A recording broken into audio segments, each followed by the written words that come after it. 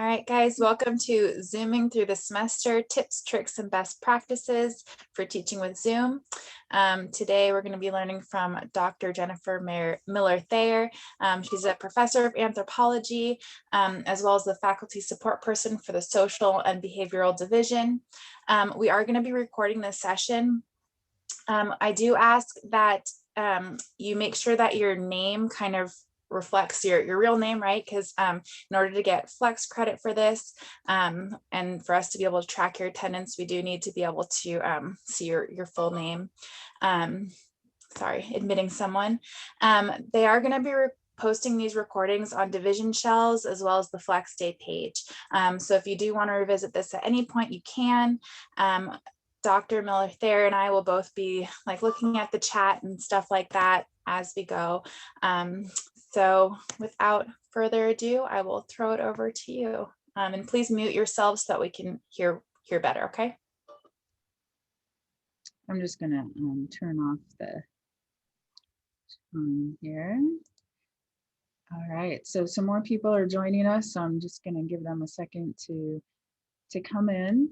I'm gonna go ahead and share my screen and get that set up. And bear with me because I have a newer computer with 2 screens. And so let me see, do you see the one with just the Zoom PowerPoint, or do you see my notes in the next slide? I see your notes as well. Okay, then give me 1 second. Let me do this. That. And then share again. Now you should just see the Zoom slide, right? Yay, I'm learning. So that's the first thing that I want to tell you, is to be open to experimenting, making mistakes, trying things out, seeing what works, what doesn't, and tell your students that you're doing that, because they tend to be a lot more understanding when you do tell them, hey, I'm just figuring this out too. So, and sometimes I learn from them. They'll say, oh, well, this happened in another class that I had. And so this is what my teacher did, and this is what worked. So give those things a try too. And it also makes them a little more comfortable in this learning environment to understand that they can make mistakes as well, or try things out and so on, right? So this is my email address in case you want to email me later. And like Jenna said, I am the faculty support person for social and behavioral sciences. And even if you're not in that division, if you have a Zoom question, you could reach out to me too. I'm happy to help you. Even if you're not in my division, that's fine. So we're going to get started with some basics, and then I'm going to move forward into some not so basic, but easy to learn features that I think are kind of neat to know how to do. So the first thing that you need to do is sign in and create an account. And you need to make sure that when you create an account, it's with conferzoom.org, not the commercial site.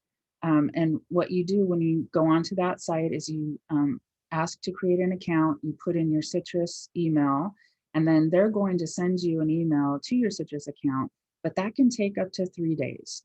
It's usually quicker than that, but just in case, give yourself a few days for that email to show up. When it does show up, it's going to ask you to click on this link to activate it. And then once it's activated, you're going to have the Citrus features.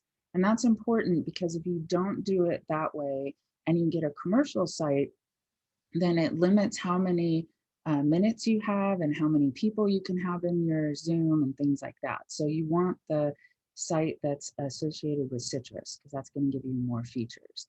And then you should be pretty familiar with signing in, I think, hopefully by now, but you would put your Citrus email in there, and you're going to create a specific password for Zoom, not your Citrus email. Your Citrus password. It can be the same, but this doesn't make you update and doesn't change, if that makes sense. So, so you're going to want to do that. Once you're signed in, you can actually download the app to your computer, and then I use that more than I do anything else. And you can actually adjust settings. So when you look at the settings, and I'll share with you, I have this set up. Let's see if it's, I don't see it. So I think I'm going, hold on one second, maybe it's here. There it is. Okay, let me share this with you. So you should see this. This is the setting page inside Zoom, and it covers a lot of different settings. I'm not going to go over all of them with you, but someone asked before we started recording how to set up a background. This is one of the areas you can actually do that. So I'll dip into that for just a second. There's a place here under settings, and it's in the in meeting advanced section. So you want to be in there, and it says manage virtual background. You click on this, and then you can drop files here. You can choose files. So if you already have pictures in your picture file, you can choose them. I can't choose anymore because it only lets you put 10 here, and I have 10 here, so it won't do that. But this is one of the places that you can put pictures in. And once you've put some in, you can click done, and then they'll be here. So that's one way.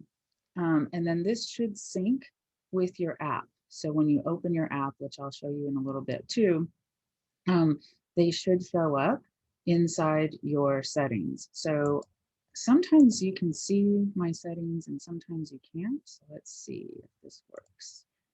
Now this is the app. Can you see this page? No?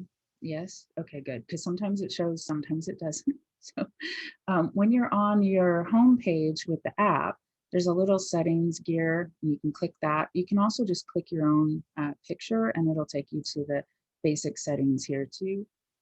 You can go to background and filters. We don't see the app. What was that? We don't see the app. It's still on the Oh, website. can you see the settings page or no? It's still on the browser page. Still on the browser page? Okay, let me try this. Thanks. No worries. Now can you see it? Now we can see it. Okay, let me close that. So here's the gear, and here's my picture. I can click on either one of those to get to the settings page.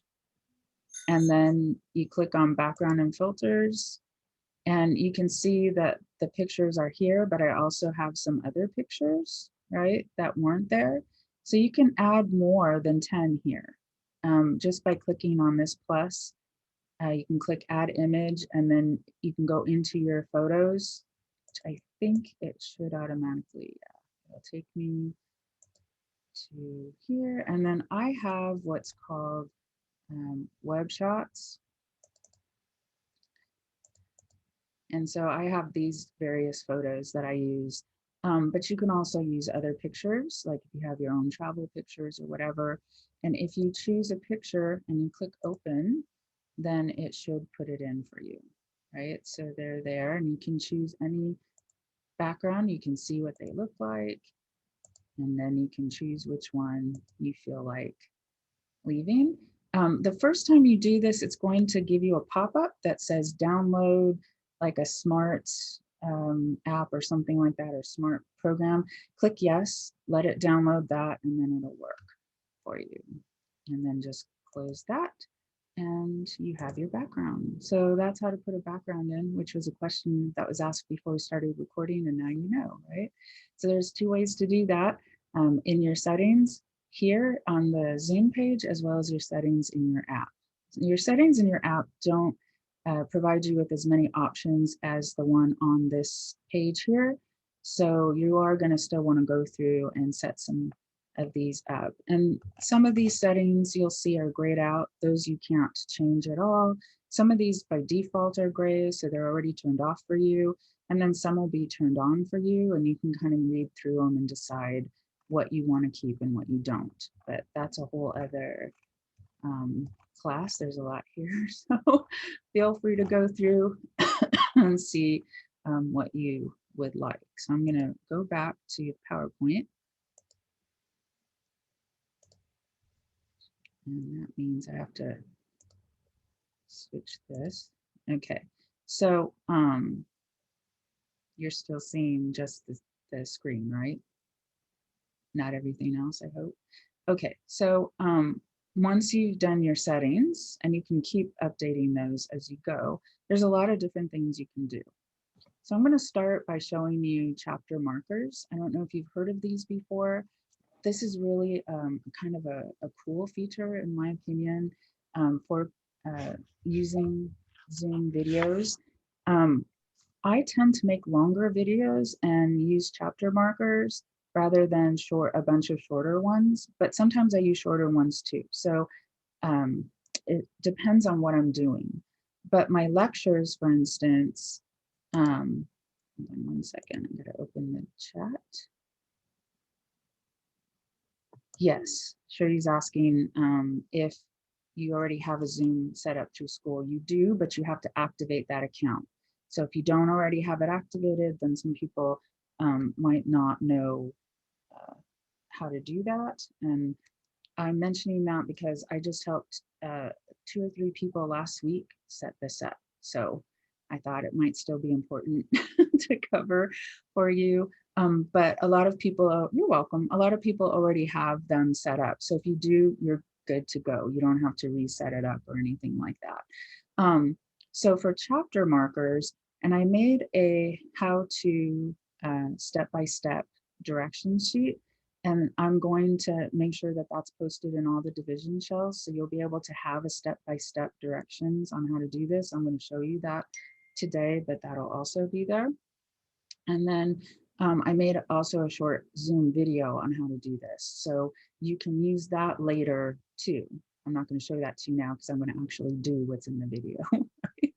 But these things will be in the division shell, so you can always go back to them and review it. So that said, let me go to the page here and start.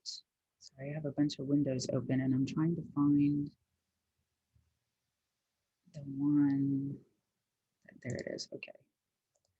So in the same space, you'll see that there's this spot called recordings. So the first thing that we have to do before we can make any changes is we have to actually find the video, right? So you'll notice that when you look at my videos, most of them don't have this generic name to them. This one does because I was experimenting yesterday to see how this would all work with the PowerPoints, and you see I'm a little clunky still switching things back and forth because I'm trying some things that I don't normally do. But these are very clear, and these are all going to go into the vision shells as well. As you can see, I've been busy making some how-to videos, and I highly recommend that in your classes, you make how-to videos for your students. This has saved me so much frustration, and my students too, because I'm sure you often get emails where students ask you things like, how do I do this? Or I can't figure out how to find this assignment, or I can't get this assignment to work. Make a how-to video and send it to them. I'm going to get to more of that later, but it came up now, so I'm just telling you. So I'm going to just choose, well, I'm going to choose this one for a reason. So you'll see I have 2 different recordings here.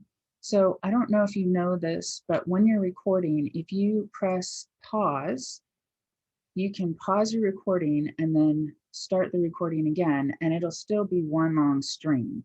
It does show a little blip where you paused it, but it'll continue as one recording. If you press stop and then restart the recording, you'll actually have 2 pieces in that recording. And that's fine. If you wanted to do that, you can, but then I recommend that you use this little edit feature and change the name so that you can give it a very specific name, like maybe this is intro recording, save, and then this one might be part 2 to intro recording, save. And once you save those titles, then those recordings will have those names. You can also change the recording name up here. So if I wanted to, I could, sorry, my mouse is sticky. I could change this to practice video and then just click save, and now it has that name. I highly recommend that you give your videos titles. because you can actually use the search feature to find them. You can reuse them, and it works a lot better that way. So I'll cover more about that in a second. Once you find your video, then let me go back here. You click on here and it'll take you to the video, which I think most of you probably already know, right? But if you didn't, now you do. And so when you're going to create a chapter marker, the first thing you're going to do is, once you open the video, is drag the blue dot to wherever you want to make the chapter marker. So I'm going to put this right here for now. And then you're going to right click on the video itself, right above that, and it'll say add a chapter marker. Then you left click on that, and it puts this little yellow dot, which you can't see very well. So I did, when I used the chapter markers, I actually did a how to find the chapter marker video for my students, showing them that when that's there, they just need to highlight this blue line and then they can see where the chapter markers are, because you can't see them very well, right? Otherwise. Now, you'll notice that it automatically gives it a name of chapter 1. So if I want to put another chapter marker, I just have to drag the blue dot to the next spot, right click on the video, click add a chapter marker, and there it is. And it says chapter 2. Those aren't very good descriptors in my opinion. So I edit them. And the way you edit them is to hover over the yellow dot, right click, and then you have 2 options. You can edit a chapter marker or remove the chapter marker. So let's say you want to take it out, you would just click remove. But to edit, you are going to then click on edit. And then you just change it. So let's say that this is about, I don't know, I'm going to say it's about EDIC definition or something like that. And then click save. And then when you look at this, now it tells you what that chapter is. So if you cover several topics in your lecture and you post your lecture for your students, like if you're doing a hybrid class and you have a live lecture, this is probably going to happen, right? So if you have the time and the inclination, you could then add chapter markers and say, here's the section on traditional marriage. Here's the section on, kinship. Here's the section on race and ethnicity or whatever it is, right? And I think that's much better to have those kind of names. So I'll show you that again in case it's helpful. You right click on the dot, click edit chapter marker, change the name to whatever it is, and then click save. Now you notice also when I'm editing it, that also gives you the option to delete it. So if you decided you wanted to get rid of the chapter marker, you could do it that way too. But the easiest way is to click on it, click remove the chapter marker, and it's gone. That simple. Questions so far? Yeah? All right.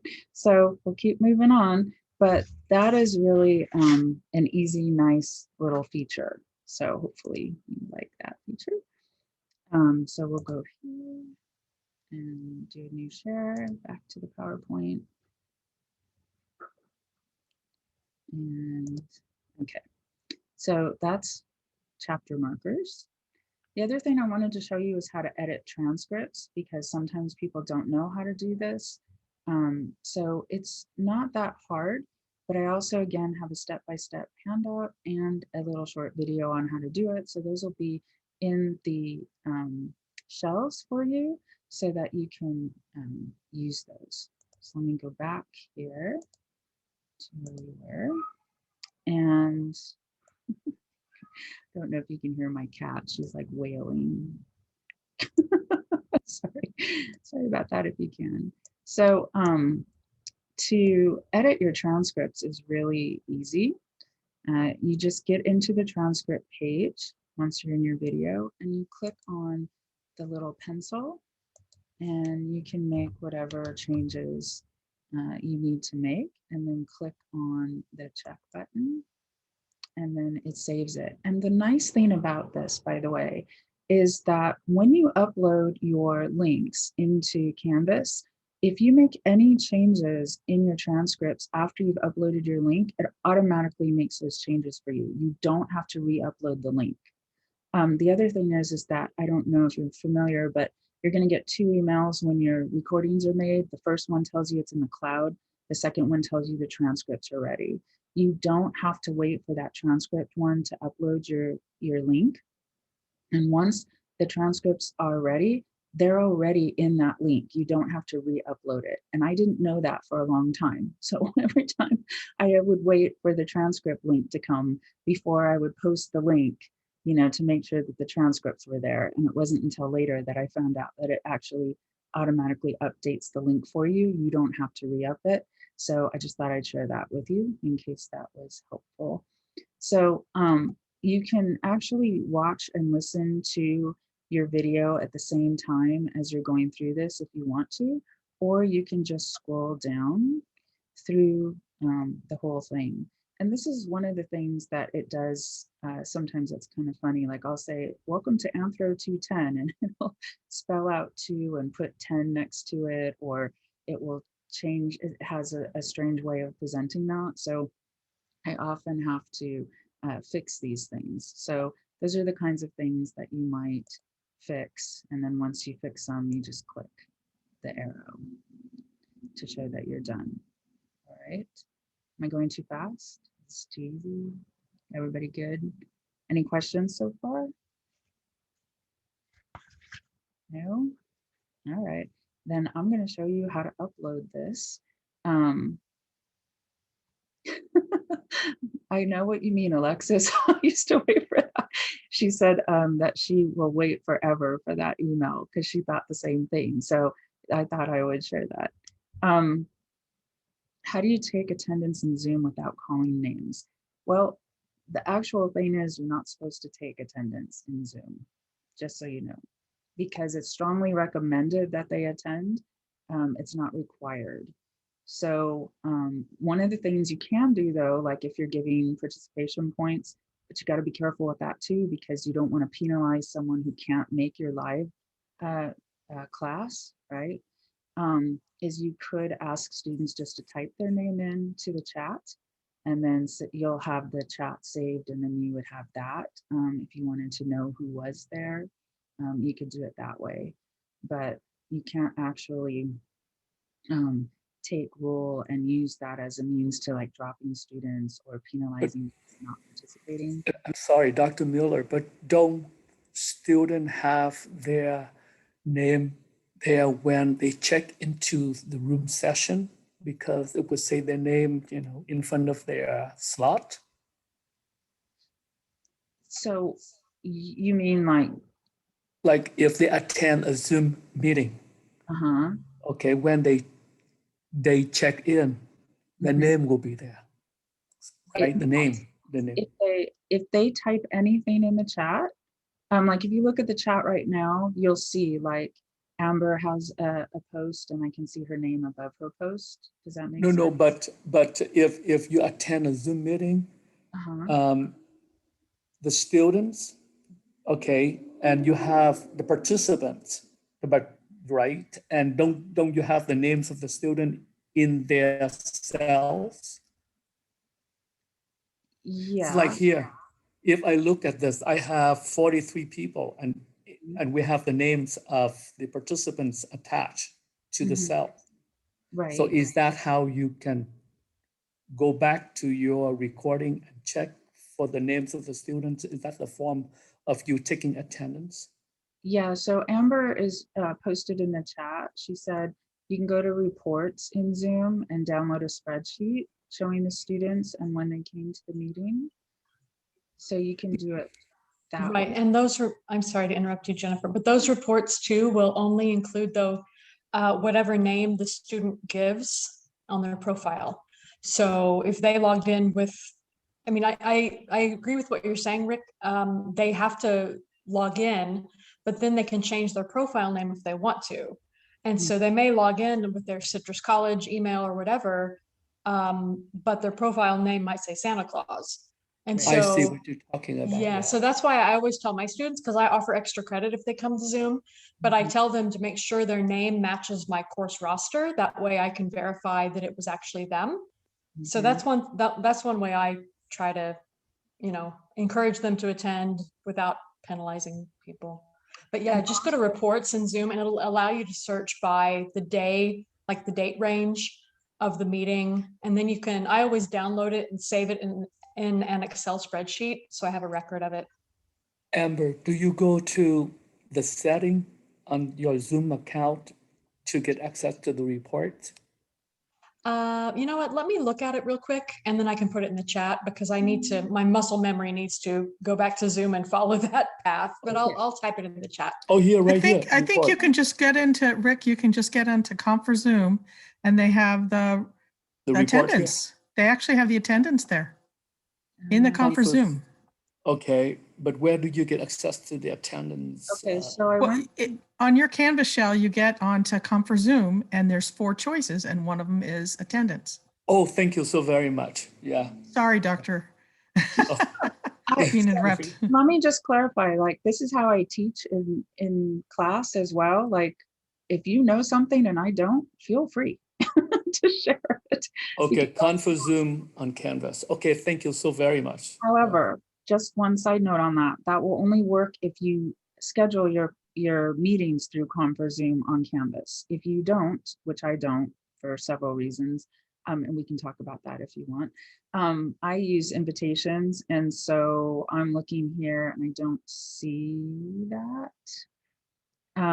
So I don't know, but there's the reports button right here. So I think that's what Amber was talking about. So you can go to the reports on that page that I signed in on, and you can look at, let's see, because I haven't done this. I don't take roll like that. So I'm learning something with you. Oh yeah, okay, so here's the participants. These are ones I've made, so there's only one participant. How do you, okay, you go to the Canvas? So no, this is the Zoom, the Zoom web page that I signed in on. And then I went down to reports. Got it. And then there's usage and there's meeting. So the usage says it shows participants. So that's why I went into that one. And so it looks like, and there's people posting in here too. So, and Amber said, yes, that's what she was talking about. And William says, he has back-to-back classes. He'd like to keep them for interacting in Zoom until he arrives. How can I do that? Oh, so how can I have students logging in to the next class while I'm still teaching? Oh, I'll show you. Yeah, you create a waiting room. So it's really, really easy to do that. And so I guess I will show you that because we're good on time. So yeah, let me,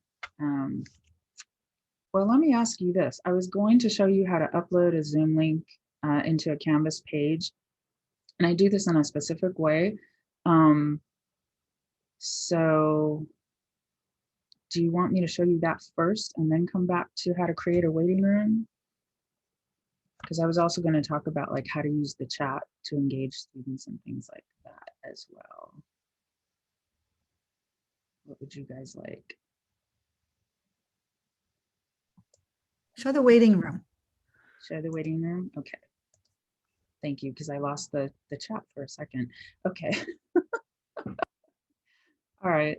Let's see. So that, let me stop sharing for just a second. That is going to be another one of these.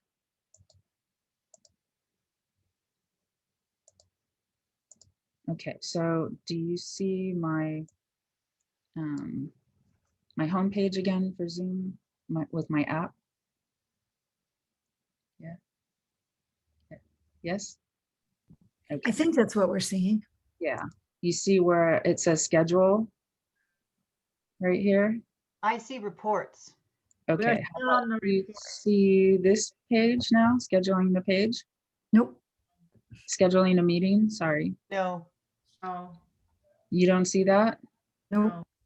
Still in the reports. I see still where it says account holders.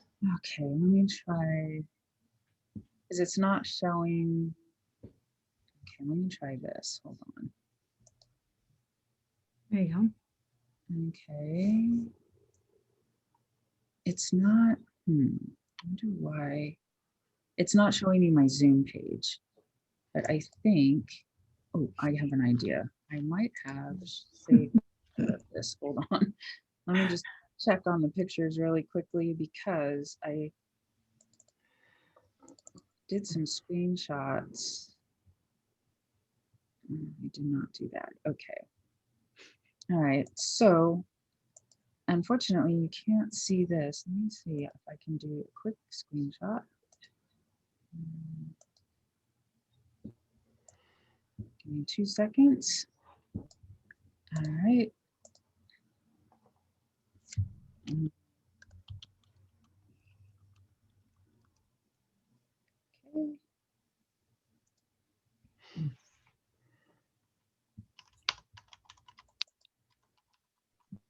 All right, can you see that picture? Or no, I guess I have to.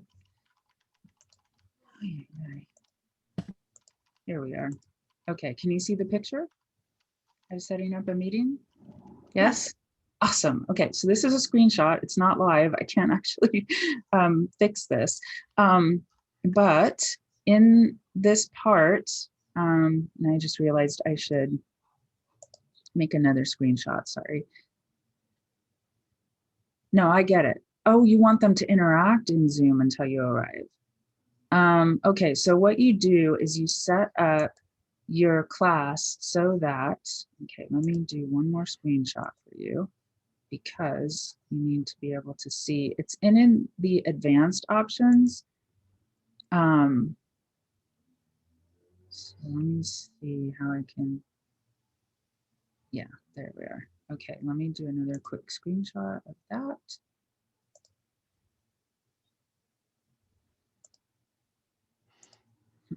I'm just figuring out how to do screenshots in this particular program too. So just the fact that I am able to do this quickly, happy about that. Okay.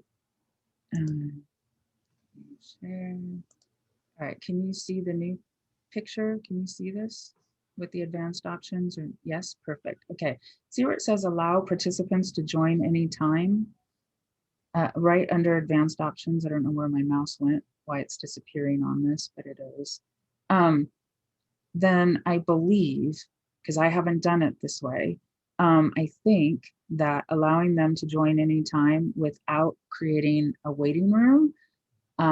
So you would uncheck waiting room, because if you have a waiting room, they can only get admitted by you. But if you allow them to join anytime without a waiting room, then I believe they're going to enter and they will be able to talk to each other. Does that make sense?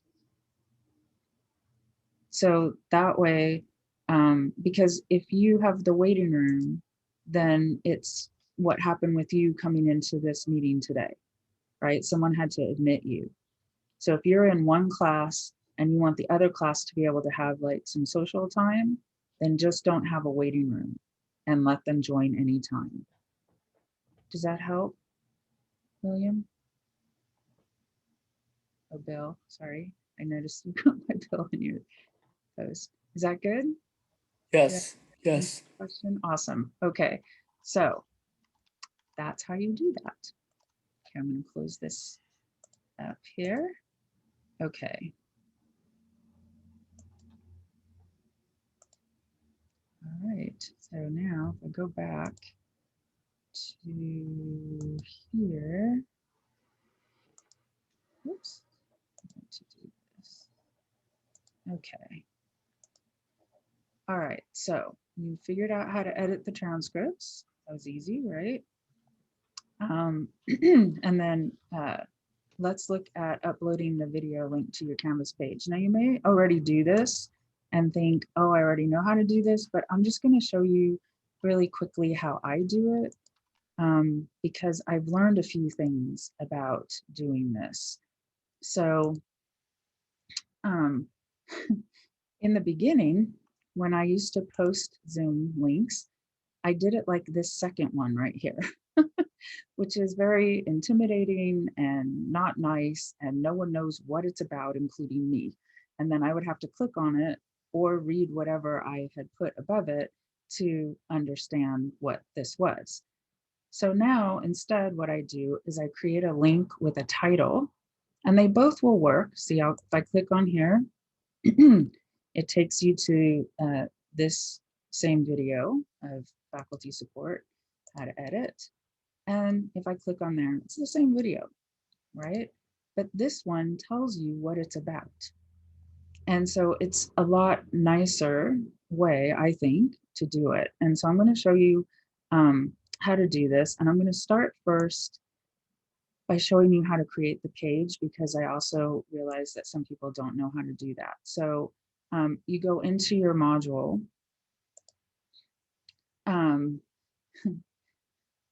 It is, I'm telling you, and this is what I've learned right, over practice, right? So you create the page, you give it a title, whatever it is. I try to give my titles to the pages, like for example, I would do this and I would put the date and topic for the page. So that way the students know what it is, right? And then you click on the page, you click edit. And then I try so this is part of best practices, right? So I put some kind of description here about the video so that they know, and I might say something like, click on the link below for information on how to move through the modules or something, right? And then I'll give the link a title. So let's say move through the modules, right?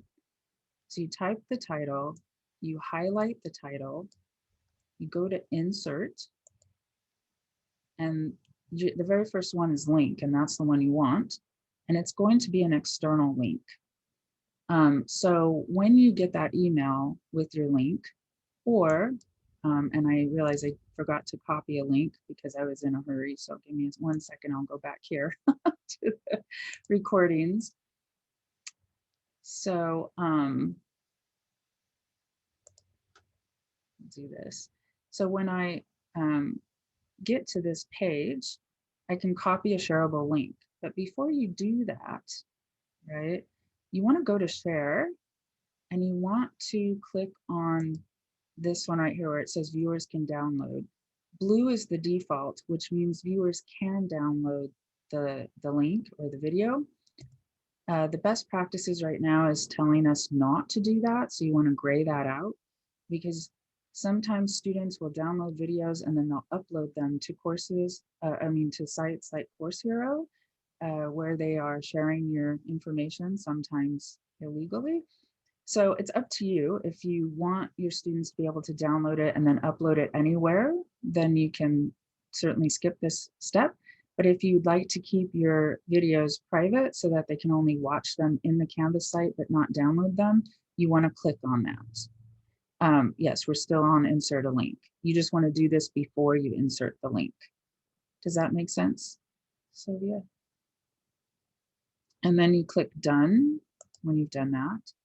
And then you're ready to copy the shareable link.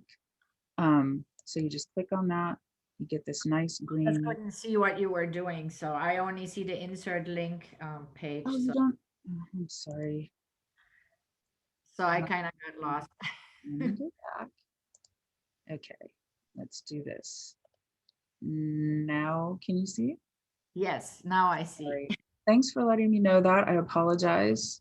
Okay. So really quickly, this is what I was talking about, this little share button. I apologize.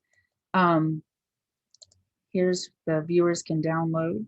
It's usually blue when you first click share. So you want to click it so it's gray. And then you'll see the share setting has changed. Then you click done. and then you're ready to copy the shareable link. And while we're here, I'll just show you, you can actually download all 3 of these files, which are the shared screen with speaker view, the audio only, and the audio transcript. So you can download them all together, or you can choose to download each piece separately. Some people will make a video and they just want to use the audio of it, so that students who might learn better in an auditory way could have the auditory directions. So they'll just read the directions that they type and then post this as an audio only. So that's an option for you too. You can also copy the link to it this way. That's the link button. You can also delete recordings by just clicking the trash if you want to. And when you have a chat, you'll see a chat option here too. And I always post the chat link, and I'll get to that in a little bit too, because I'm going to talk more about the chat in a second. But this is the shareable link is just for the video when you click on here and the transcripts. Okay, so I click on that and let's see if it'll switch back. Okay, can you see the insert link now? Just want to make sure we're on the same. Yes. Yes. Because I have the dual screens and sometimes the way I was sharing, it didn't show, so I apologize. So you're gonna click on the link, you're going to paste it here, you're going to click done, and now that's a live link. But give it time, because sometimes that happened relatively quickly, but sometimes it doesn't. So you want to wait till you see that it's dark blue that's highlighted and it says link options and remove link. And then, you know, you can just hit enter and you can put anything else. I usually say, like, let me know if you have any questions. Oops. Spell, right, or issues. And then when you're ready, right, and if this had a chat, I would actually put chat under here, and I would get the chat link. So let me go back here, and we'll pretend that there was a chat link. I'll just copy the audio transcript instead. And you do the same thing. Okay, so once that's done, you just click save. And you can also click save and publish. But before I save and publish, I always save. And then I just double check and make sure that the link is working. And as long as it works, I would click on chat, but it's not going to show a chat. It'll start playing in audio. So, but that way, then you can just publish it that way. And it's ready to go. So far, so good.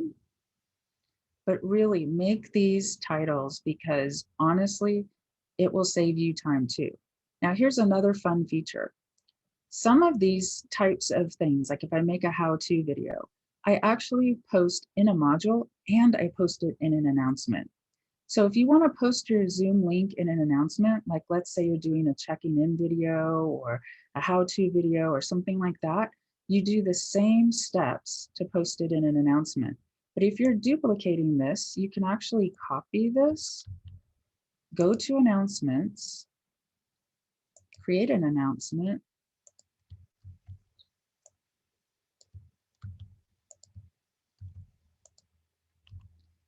and as long as your link is still working, you don't have to reinsert the link. It will work. And that goes out to your students as an email, as well as being in your announcements. So that's kind of a cool feature that I like. And I can actually copy these from class to class as well. So if I have a video that I'm going to use in multiple classes, I don't always have to reinsert the link. I can do just a copy and paste.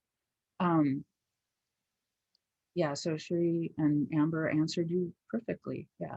So the purpose of modules, which is a little off our topic, but I can answer that in a couple seconds here, is to organize your material. So I have like a syllabus module. I have, you know, like week 1, week 2. This one's not the best one. This is actually a practice. It's a sandbox. But let's see, if you look at one of my other classes here, you'll see like this is a hybrid. So I have a Zoom meeting invitation module, which if you use invitations, I highly recommend that you do it this way, because I only make one invitation visible for each class time. So you see these are old, right? This is for one that's coming up for Thursday. So the students learn, because I show them how to do this, that they're going to go to the Zoom meeting invitation module. They click on the link for that day, and there's the live link for that. And then they can get into it. But I also include the phone information in case they have to use the phone to call in. So I could cover that too if you're interested. But I use invitations instead of the Confer Zoom. And the reason why is because sometimes students can't use Confer Zoom to get into the meetings. And when I use the invitations, no one seems to have that problem. So that's why I use invitations instead. So any questions about that so far? Oh, I'm sorry. So do you send invitations before the class every class, or? I don't send them. I post them in the module. For some reason, there we go. Okay, you've probably heard of Zoom bombing. So to prevent Zoom bombing, I have a different invitation for each meeting. But you don't have to do that. You could have a reoccurring invitation and use the same link, and that's fine too. It's just whether or not you want to take the time to create individual invitations. And I do, I just create them all once a week. I sit down and I create the invitations for my classes for that week, and I post them in the Zoom invitation module. But if you just wanted to use a reoccurring meeting option, which you can do, and I can show you how to do that if you want, and just have to use screenshots because it's not letting you see the, and Sylvia's asking why would students have problems getting into Confer Zoom? I don't know why, I just know they did. So some couldn't join the meeting for some reason. And since I couldn't figure that part out, I figured an alternative way to get them to the meeting. But you cannot use Confer Zoom in Canvas and an invitation because that creates problems. You'll have a conflict. So you have to choose one way or the other. You can't do both. And how would I handle Zoom bombers? So this is why I use a waiting room for one, and different invitations for two. Because Zoom bombers get in when they're able to figure out your link, right, and your password. And so if they get in, you can remove a person. You go to participants and you remove a person from your meeting. And if you have a waiting room, they can't get back in because they'll go to the waiting room and you just don't let them back in. Does that make sense? Yeah. Right. And so by having different invitations, it makes it more challenging for someone to try and be a Zoom bomber. And because the invitations are only available in that Zoom module in that class, the students have to figure out, you know, how to get to that. But once they learn how to do that, it just takes them once or twice. They just go into that module. They always look for the link. I only have one link showing, and it's the link to that meeting for that day. So there's no confusion. And they just come into the meeting, and knock on wood, I did not have any Zoom bombers up to this point. So it seems to be working. Maybe I'm overly cautious, but it does seem to work that way. Would you like me to show you how I post them into the module? I personally would. And then I have a question. I don't know. I feel like you're the Comfort Zoom doctor. When I go into my settings and the advanced settings, it says that my breakout groups is locked by administration. That's weird. Okay. So that's the first thing. Now, last semester though, I did use the group breakouts. However, for some reason, 2 students were not able to go. When you get the list to go into the breakout groups, those 2 students were not on the list, even though they were present. I was speaking to them, but they were not on the list to put them in the breakout groups. And I'm wondering now, with you saying you can't use both the invitation or the conference Zoom, if they had come in a different way. I don't know. Because I generally send invitations, but I send them right before the class each day. Yeah. And you can certainly do that as well. I usually, what I do is send out a reminder email through an announcement that I set up ahead of time to go out like half an hour before the meeting starts. And I just send those like I set them up ahead of time too. And so they go out like half an hour before, and they'll just say like, just a friendly reminder, we're meeting today at this time, I'm looking forward to seeing you there. So it's to encourage them, right? And to remind them. Yeah, and we have things that maybe their Zoom account might not be the one attached to Canvas, but based on an outside email. So that could be an issue, but I'm not sure. So what I can do is write that question down, and I can check and see if someone has an answer for that I don't, unless someone else in our Naomi's saying Reha is correct. So maybe they're signing in to into the Zoom, like they made their own account and they're using your link to get in instead of using their Canvas credentials. So sorry, Citrus credentials. So maybe have them sign in using their Citrus class credentials and see if that helps. But I don't think that should keep them out of the Zoom rooms. Like it maybe they could be on their phone or their tablet or something. And Sheila's saying that she think the one time she was Zoom bombed was someone signed in on a separate Zoom account. So yeah, sometimes, and Naomi's using Comfort Zoom through Canvas. And that can also reduce Zoom bombing because they have to be in Canvas to get in. But yeah, so I think, I see, okay. So I think this thread is actually talking about why students can't get into Zoom when they're using Comfort Zoom. So maybe the problem is that they're not signed into Canvas. Is that right? Is that Well, let's see. It may have been, I think at the time that I had asked them if they joined through Canvas but anyway, at this point, I'm not going to be able to, or none of us will be able to go back and see exactly what the point was, but I thought maybe if somebody else had come across that. I'm sure you're not the only one that's had that problem. So I'll ask, and then I will send me an email, because my email was at the beginning. I'll have it at the last slide too.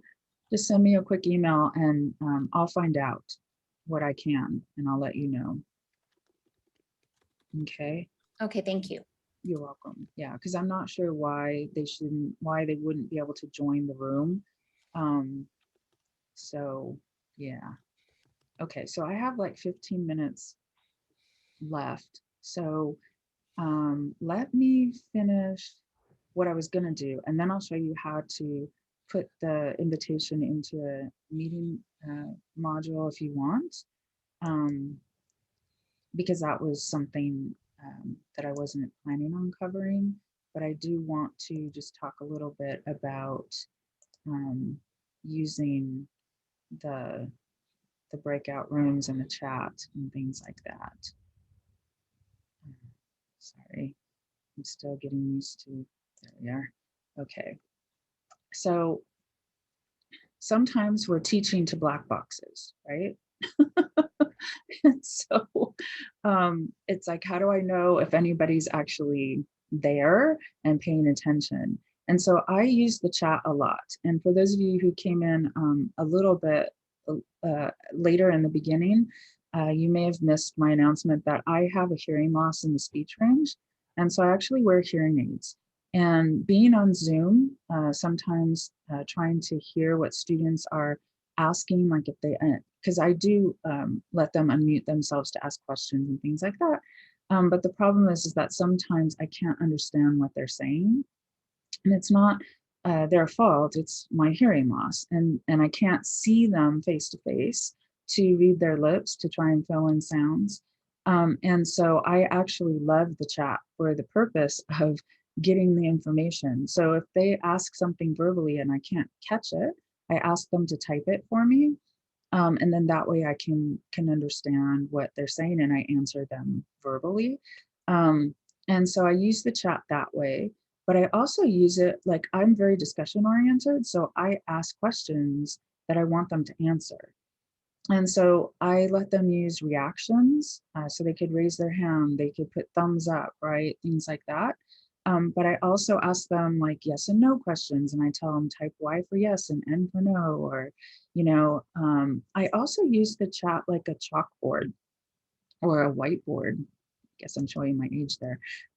So if I am going to give them a term, right, like maybe edic, I might actually put in the word and the definition and type that in the chat. And I do that for a couple reasons. One, it's like note taking for them. It's for me like writing on the board. And then when I post the chat link with the lecture later, they have that like notes already. And so they can use the chat to help them, and they can go back into the chat in addition to taking their own notes. And they'll have my my written or typed up notes in there with theirs. And so, and they'll also be able to see questions, and they'll be able to see answers and things like that. So it's a nice way of keeping track of, you know, are the students out there? And sometimes I'll ask a question and no one will answer for a minute, but it's because they're typing. But I'll just say, hello, is anyone there? Like, are you guys awake? You know, is anyone, you know, and then they'll type their answers. And one time I had a situation where I told a story, and usually that story gets a lot of chat comments, right? And so there was nothing. They weren't unmuting themselves. They weren't using reactions. They weren't typing anything in the chat. And I was like, it's so unusual. And I was like, well, I hope you guys got something out of that story, because I don't see anything. And then the chat exploded after I said that. So they just, I think we're still processing, and they didn't realize that I was hoping that they were going to give me some feedback on the story and whether it related to them or not. And so that's how that went. So Cherie is asking how to post a chat link. So what I was showing you earlier, when you're in the, this, where is it? This part, let me share this real quick. Where you're in this part, you'll, when this doesn't have a chat, but let me go to a recording that does. Yeah, hold on. Here's how to search.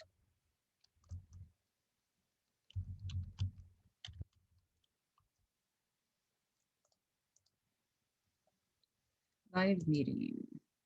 So here's a live meeting. So you see there's a chat file right here. So I just go to this link right here, this little icon, and you click on it, and it tells you the shareable link is copied to the clipboard. And then you paste it in with the recording the same way that I showed you a minute ago. Does that make sense? Oh, and yes, you can read the chat while you're screen sharing. What you do is you click on the little button that says more, and then you should see chat as an option, and you click on chat and it should open. Now, sometimes I'll tell you, I can't get the chat to open when I share screen. And so if that happens, click on participants first, and then do that. Click on more, and then click on chat, and that will make the chat button pop up. So I don't know why that happens. Sometimes it would do that occasionally during lecture, and someone else shared with me that if you click on participants, then click on chat, the chat will pop up. So, and then you can move the chat to wherever you need to while you're looking at it and you're on your screen. Make sense? All right, so let me go back to the PowerPoint here. Okay, so that's part of how I use that to engage students. And then I did want to talk about breakout rooms. There is a breakout room button. This is what it looks like most of the time, but sometimes it doesn't show that way. So if you're in screen share, for example, like I am right now, I have to click on more and then click on breakout rooms. And it will give you options. Can you see the option here? Is it showing you? It might not. Okay. So when you're in your own Zoom, so you can practice this, you would click on breakout rooms. And if you're sharing your screen, click more and then breakout rooms. And it will give you the option to create. It says create, and then it has a box with a number 1 in it, breakout rooms. And you can, it has arrows up and down. So you can tell it how many breakout rooms you want. And then, so say you want 5 breakout rooms, it'll create 5 breakout rooms, and it'll tell you at the bottom how many participants would be in each room. So right now I put 5 breakout rooms and it tells me I'd have 7 to 8 people in each room. And I can choose to assign people into their rooms automatically. That's the easiest way to do it. And yeah, so William's asking about the waiting room, if students can hear sound, but I don't think so. And other people are saying no, there's no sound in the waiting room. So when you create your breakout rooms, you can assign them automatically. You can assign them manually where you would move students in. That'll work if it's a smaller classroom. And you can also let participants choose the room, but then that's going to take longer. So the best suggestion, depending on the amount of time you have, is to just assign them automatically. And then you click create, which is a big blue button. It'll create the rooms. And if I create rooms right now, then you should see, like it'll show me like the rooms and who's in each room. And and it just calls them room 1, 2, 3, 4, 5. We're not seeing anything. I know, there's nothing I can do about that. It's not letting you see my Zoom page. So I'm explaining it so that you can hopefully see it when you practice it. And since we're recording it, then you can just go back to the recording. Is there a worksheet of some kind that can be distributed to us? Yes, I can create one for you. Oh, that would be wonderful. Not a problem.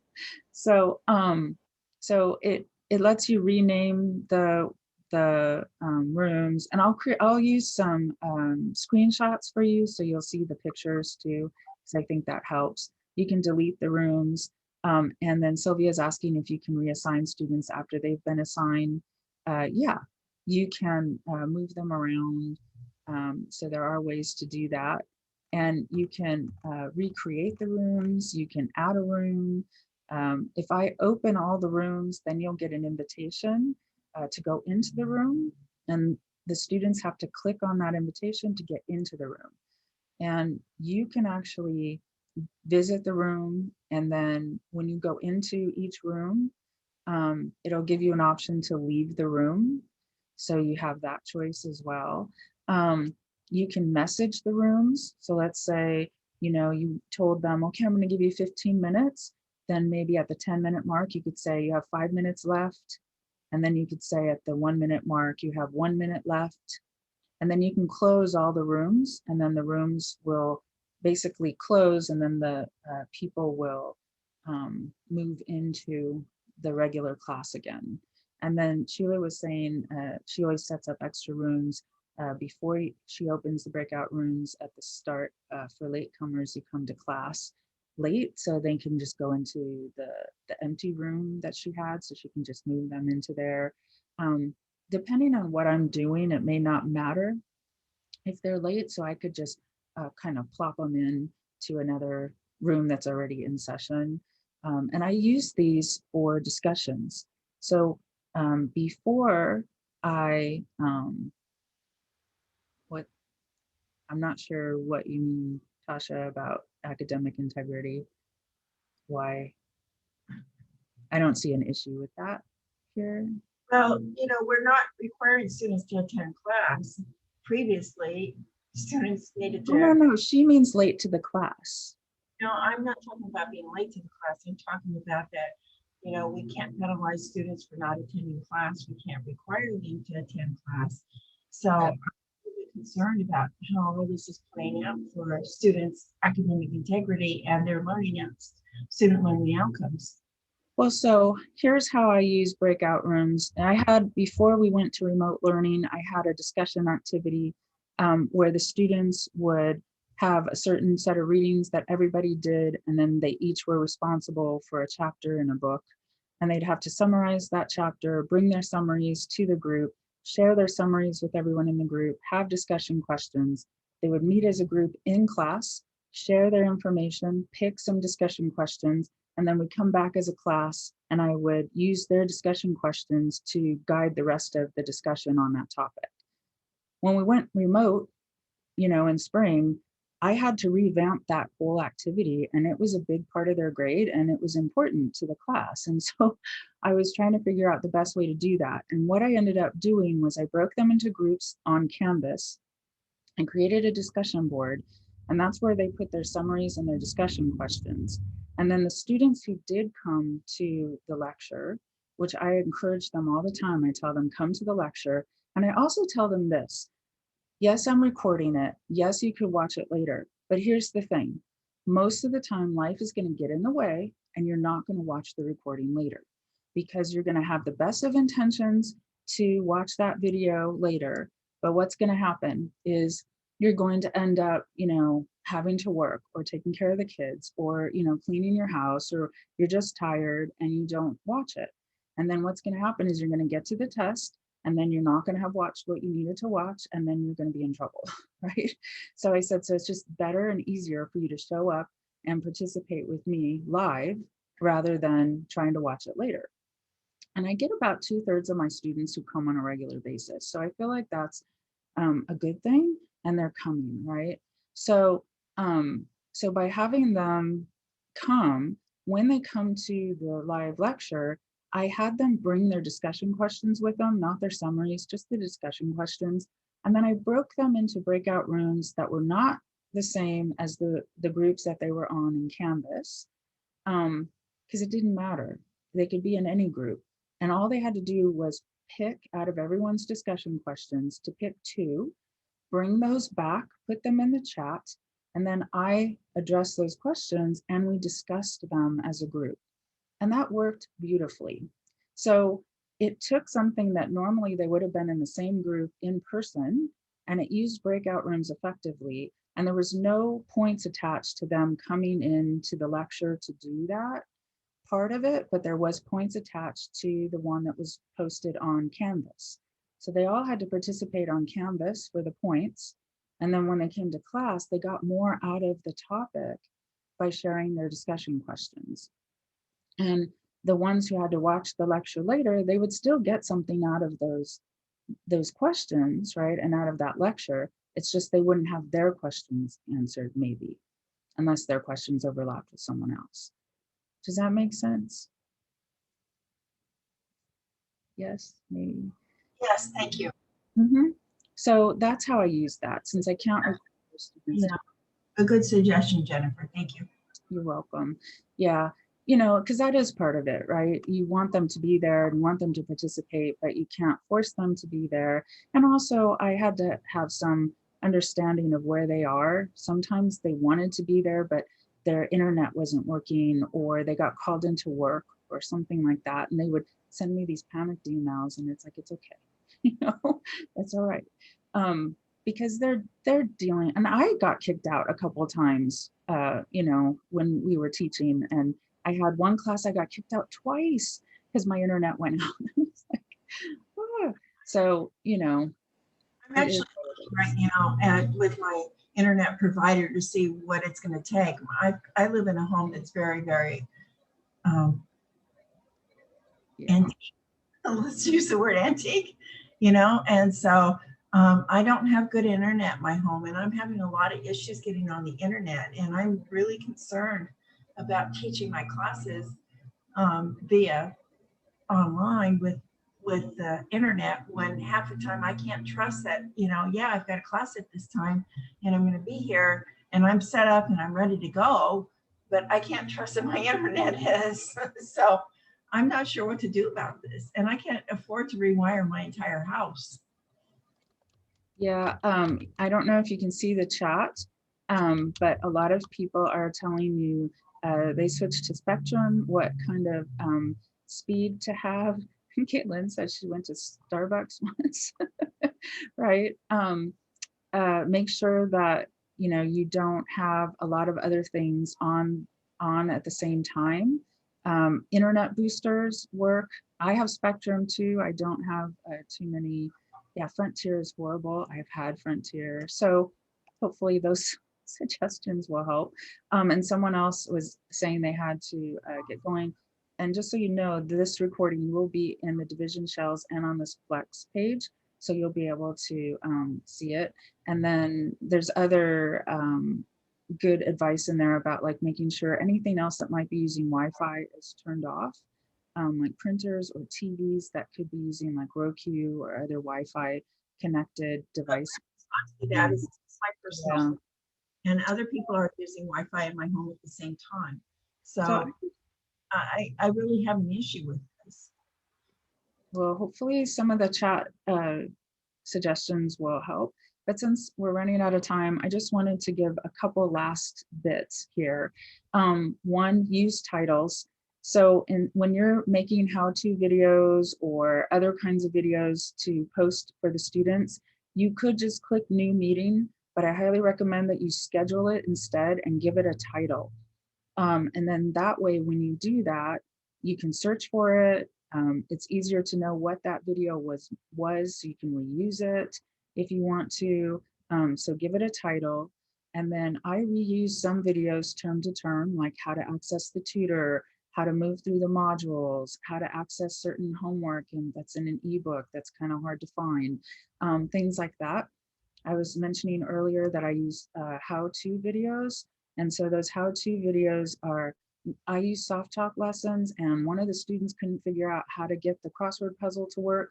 So I made a 1:40 little how-to video and showed her how to do it, sent that to her, and that solved the problem. If I had to type up that answer to try and explain it, there was a lot of room for misunderstanding, right? But by being able to show her, that cut through all of that. So I highly recommend that you use those little how-to videos and humanize your class, especially if it's fully online.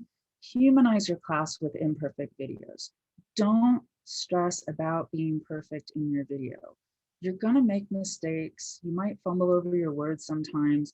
Don't try to make the best perfect video you can. Be imperfect. Do a little hi, welcome video, isn't perfect, that you didn't script. You just said, hi, this is me. I just wanted to show you who I am, so that you could actually see a person instead of just reading everything that I'm posting, right? And so do those kinds of things, and the students really appreciate it. And if you can put a background, the very first video I ever made with Zoom was definitely an imperfect welcome video back in spring. And I said, hey, I'm learning how to use Zoom. This isn't gonna be perfect. We'll figure it out. And I had a background with flowers and a mountain scene. And the students actually responded to the background. They were saying things like, I wanted to go outside and sing, the hills are alive with the sound of music and things like that. And so ever since then, I always have a background because I realized that that resonates with them, right? And that makes them feel connected. So I just want to give you my contact information one last time. There's my email address. And if you are in the SBS division, I am your faculty person. So you can always send me an email and we can set up Zoom appointments, or sometimes I can just answer your question via email too. So feel free to contact me. If you're not in my division, but you have a Zoom question, feel free to email me too. That's totally fine. Oh, and Amber is the faculty support person for, is LAL the language arts?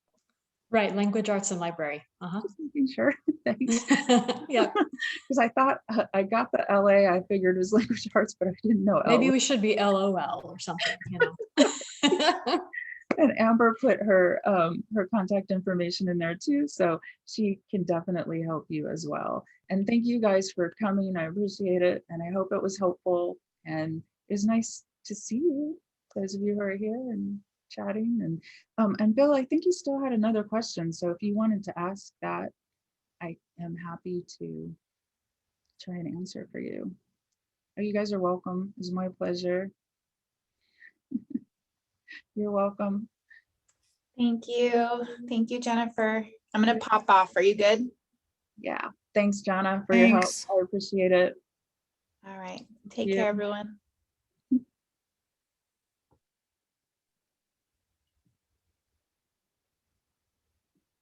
I'll just hang out for a second. If anyone has any questions, feel free. Yeah, Jennifer, this is Sylvia. I had one question. The reason I was asking about the breakout room is when a student like disappears, suddenly they had to leave and you had two in each breakout room. There is a way of reassigning the one leftover student now to another breakout room. How do you do that? Yeah, it's been a while since I've You done just, that. Jennifer, you just move them. You just go in and it allows you to switch them from room to room. So you Yeah. can reassign them pretty easily. Oh, okay. Okay. I've done it recently, so I thought I'd help Jen out. You Okay. just go next to their name and you don't click anything. You just like hover next to their name, and there's an option that says move to. So you Right. can click on that and move them to a different room. And another one says exchange. So you could like exchange them, I think, with a different room. Swap them out. Yeah. Okay, great. Thank you so much. You're very welcome. Appreciate it.